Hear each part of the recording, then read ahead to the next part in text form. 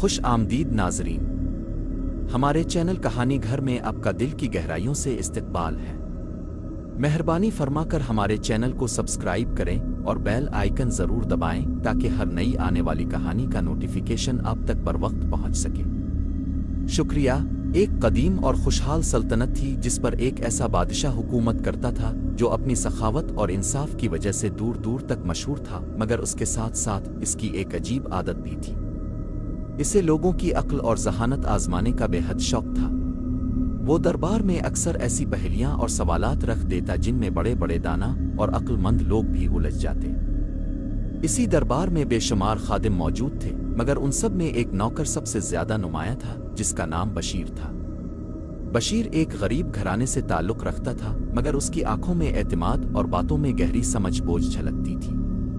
وہ نہایت حاضر جواب تھا اور مشکل سے مشکل حالات میں بھی گھبرانے کے بجائے مسکرا کر حل تلاش کر لیتا تھا۔ ایک صبح بادشاہ اپنے وسیع و عریض شاہی باغ میں ٹہل رہا تھا۔ چاروں طرف ہریالی تھی، پرندے چہچہا رہے تھے اور رنگ برنگے پھولوں کی خوشبو فضا میں بکھری ہوئی تھی۔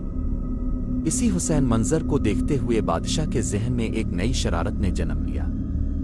اس نے سوچا کیوں نہ آج بشیر کی عقل کو ایک نئے امتحان میں ڈالا جائے۔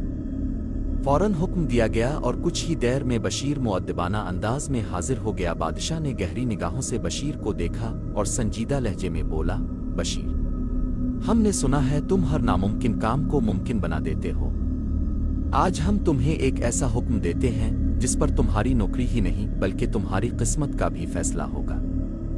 تمہیں 3 دن کے اندر اندر خوشی کی خوشبو لا کر دینی ہوگی، ایسی خوشبو جو ہم نے اس سے پہلے کبھی محسوس نہ کی ہو۔ اگر کامیاب ہو گئے تو تمہیں انعام دیا جائے گا، اور اگر ناکام ہوئے تو ہمیشہ کے لیے شہر بدر کر دیے جاؤ گے۔ دربار میں موجود درباری ایک دوسرے کی طرف دیکھ کر مسکرانے لگے کیونکہ ان کے نزدیک یہ حکم ناممکن تھا۔ بشیر اچھی طرح جانتا تھا کہ خوشبو پھولوں عطر لکڑی سے آتی ہے، مگر خوشی تو ایک احساس ہے، اس کی خوشبو کیسے ہو سکتی ہے؟ مگر اس کے باوجود اس کے چہرے پر گھبراہٹ کے آثار نہ آئے۔ اس نے سر جھکا کر ادب سے جواب دیا، ذل الہی، آپ کا حکم میرے لیے باعث فخر ہے۔ مجھے 3 دن کی مہلت عطا فرمائیں، میں پوری کوشش کروں گا کہ آپ کو مایوس نہ کروں۔ بشیر محل سے نکلا اور شہر کی گلیوں میں نکل پڑا۔ پہلے دن وہ بڑے بڑے عطر فروشوں کے پاس گیا اور ان سے نایاب خوشبوؤں کے بارے میں پوچھا، مگر سب نے اس کی بات سن کر تو اسے پاگل سمجھا، تنزنا ہنس کر بھگا دیا۔ دوسرے دن وہ شہر سے باہر جنگلوں اور وادیوں میں گیا، شاید کوئی ایسا پھول مل جائے جس کی مہک سب سے مختلف ہو، مگر وہاں بھی اسے مایوسی کے سوا کچھ نہ ملا۔ ہر گزرتے لمحے کے ساتھ وقت کم ہوتا جا رہا تھا، مگر بشیر کے دل میں اب بھی امید باقی تھی۔ تیسرے دن کی صبح جب وہ تھکا ہوا بازار سے گزر رہا تھا، اس کی نظر ایک غریب بوڑھی عورت پر پڑی جو اپنے چھوٹے پوتے کو سوکھی روٹی کا ایک ٹکڑا دے رہی تھی۔ وہ بچہ اس معمولی سی روٹی کو پا کر اس طرح خوش ہو رہا تھا جیسے اسے دنیا کی سب سے قیمتی چیز مل گئی ہو۔ اس کی آنکھوں میں چمک تھی اور چہرے پر سچی مسکراہٹ۔ بشیر وہیں رک گیا اور اس منظر کو غور سے دیکھنے لگا۔ اسی لمحے اس کے دل میں ایک روشنی سی جاگی اور وہ سمجھ گیا کہ خوشی کسی خوشبو میں نہیں بلکہ دل کے احساس میں ہوتی ہے۔ اسی سمجھ کے ساتھ بشیر فوراً ایک کمہار کے پاس گیا اور ایک بالکل نیا مٹی کا پیالہ خریدا۔ اس نے پیالے کو ایک کپڑے سے ڈھانپا اور سیدھا شاہی دربار کی طرف روانہ ہو گیا۔ دربار لگا ہوا تھا، وزراء اور امراء پہلے ہی جمع تھے اور سب بشیر کی ناکامی کا انتظار کر رہے تھے۔ جیسے ہی بشیر دربار میں داخل ہوا، بادشاہ نے مسکراتے ہوئے پوچھا، کہو بشیر، کیا تم خوشی کی خوشبو لے آئے ہو یا شہر چھوڑنے کی تیاری ہے؟ بشیر نے خاموشی سے پیالہ بادشاہ کے سامنے رکھا اور پراعتماد آواز میں بولا، حضور، اس پیالے میں خوشی کی خوشبو موجود ہے، مگر اس کی ایک شرط ہے۔ اسے صرف وہی شخص محسوس کر سکتا ہے جس کا دل حسد، جھوٹ اور کینے سے پاک ہو۔ جس کے دل میں ذرا سی بھی برائی ہوگی، اسے یہ پیالہ بالکل خالی لگے گا۔ یہ سنتے ہی پورے دربار میں گہری خاموشی چھا گئی۔ ہر شخص ایک دوسرے کا منہ دیکھنے لگا۔ بادشاہ نے لمحہ بھر سوچا، پھر اپنی عزت بچانے کے لیے پیالے کے قریب گیا، ایک گہری سانس لی اور فوراً بولا، سبحان اللہ، بشیر تم سچ کہتے ہو، ایسی پاکیزہ اور میٹھی خوشبو میں نے کبھی نہیں سونگھی۔ یہ سن کر درباری بھی ایک دوسرے سے بڑھ کر خوشبو کی تعریف کرنے لگے، حالانکہ پیالہ حقیقت میں بالکل خالی تھا۔ بشیر خاموشی سے سب کچھ دیکھ رہا تھا۔ اور اس طرح اس نے اپنی عقل سے بادشاہ کا پہلا امتحان کامیابی سے پار کر لیا، لیکن بادشاہ کے دل میں ابھی ایک اور آزمائش جنم لے چکی تھی۔ بشیر کے پہلے امتحان میں کامیاب ہونے کے باوجود بادشاہ کے دل میں اطمینان نہ آیا۔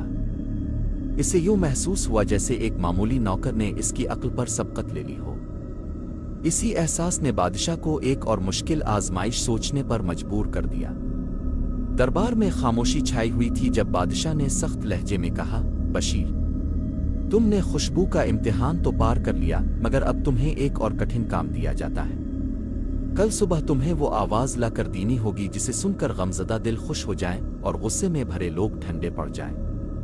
یہ آواز کوئی گانا ساز یا موسیقی نہیں ہونی چاہیے، بلکہ ایک قدرتی آواز ہونی چاہیے۔ بشیر نے ادب سے سر جھکایا اور دربار سے رخصت ہو گیا۔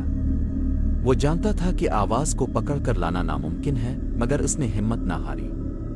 وہ دن بھر باغوں، گلیوں اور ندی کنارے گھومتا رہا۔ اس نے پرندوں کی چہچہاہٹ سنی، بہتے پانی کی آواز سنی، مگر کہیں بھی اسے وہ سکون نہ ملا جس کا بادشاہ نے مطالبہ کیا تھا۔ رات کے وقت جب وہ ایک تنگ گلی سے گزر رہا تھا، اس کی نظر ایک غریب جھونپڑی پر پڑی جہاں ایک ماں اپنے بیمار بچے کو گود میں لیے بیٹھی تھی۔ جیسے ہی اس نے بچے کو پیار سے گدگدایا، بچے کے منہ سے ایک معصوم ہنسی نکل پڑی۔ اس ہنسی میں ایسی مٹھاس اور سکون تھا کہ بشیر کی ساری تھکن دور ہو گئی۔ وہ سمجھ گیا کہ یہی وہ آواز ہے جس کی تلاش تھی۔ اگلی صبح بشیر دربار میں ایک غریب عورت اور اس کے بچے کے ساتھ حاضر ہوا۔ بادشاہ نے حیرانی سے پوچھا، بشیر، کیا تم وہ آواز لے آئے ہو؟ بشیر نے بچے کو کھلونا دیا اور جیسے ہی بچہ خوشی سے ہنسا، پوری فضا بدل گئی۔ دربار میں بیٹھے سنجیدہ اور غصے والے چہرے بھی مسکرانے لگے۔ بشیر نے پرسکون لہجے میں کہا، حضور، یہ معصومیت کی ہنسی ہے۔ دنیا کی کوئی طاقت اس آواز کے سامنے قائم نہیں رہ سکتی۔ وہ بادشاہ ایک لمحے کے لیے لاجواب ہو گیا، مگر اس کے دل میں ابھی آخری امتحان باقی تھا۔ بادشاہ نے گہری سانس لے کر کہا، بشیر، اب آخری سوال ہے۔ مجھے وہ چیز بتاؤ جو اس دنیا میں سب سے زیادہ طاقتور بھی ہے اور سب سے زیادہ کمزور بھی۔ اگر تم نے درست جواب دیا تو تمہیں انعام دیا جائے گا، ورنہ انجام برا ہوگا۔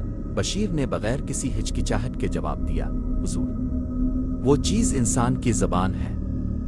یہی زبان سچ بول کر تاریخ بدل دیتی ہے، اور یہی زبان جھوٹ بول کر انسان کو رسوا کر دیتی ہے۔